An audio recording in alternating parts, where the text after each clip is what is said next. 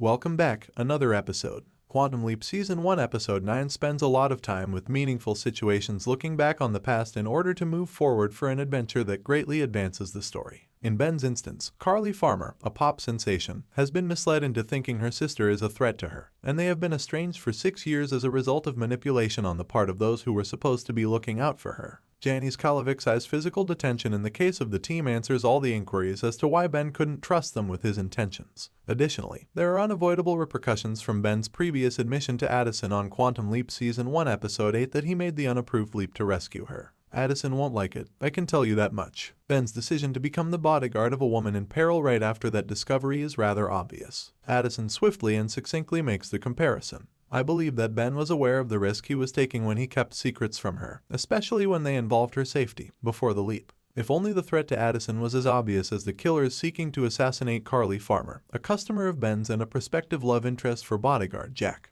Even though it's wonderful to have Deborah Ann Wool back on my screen, I can't help but wonder whether she sang it herself because both versions of that song were flawless. I find it fascinating that celebrities in the late 1970s would have appeared so innocent that they might be used to pose as a potential danger using only a typewriter, and that a celebrity like Carly would only need one dedicated security guard. An entertaining story aspect that both annoys Ben and demonstrates the perseverance with which Trevor and Loretta pursue their evil objectives is the shifting goalpost of averting Carly's death. Ben has had to pivot, evaluate, and take another look at things before, but this is the first time his mission target has been pushed back this far. We're also used to seeing him become physically involved in fights. That is a change from the Ben who avoided his own engagement party by hiding in the restroom. Needs must, I suppose. On the domestic front, I have a sneaking suspicion that Janis is still in charge given how simple it was for Jen to locate and detain Janis using Ian's list of Ziggy-generated places. Personally, I wouldn't want the individual who repeatedly broke into my top-secret time travel project from far-off locales brought into the room with the main control system.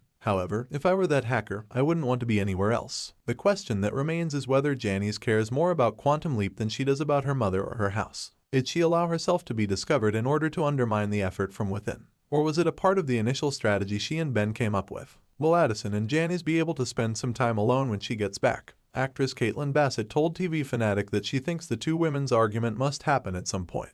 It will be worth the wait to hear what those words may be. I'd like to think that Janis's intentions are at least partially influenced by her Leaper X job. It makes it likely that Janis and Martinez are both part of the same bigger-than-all-of-us conspiracy, given that Ben's target point has now been established to be some time in the future. His motivation being connected to Addison's safety and the knowledge that Martinez will leap one day. Jen receives a warning from Janis that she is searching in the wrong place for solutions and that the real question is not why Ben jumped but rather why he did so without telling his team of his intentions. Now, applying Occam's razor, the team would have stopped him, which is the most straightforward answer. So, how does Ben know that Addison will suffer damage or be killed in the future? Could the pressure from the perception that Addison is in danger have driven him to intentionally make a mistaken leap? Did a different leaper warn him and tell him to ask Janis for help? Could there be a mole in the team, working against their best interests? There are two instances in the film where deceitfulness and suspicion are highlighted.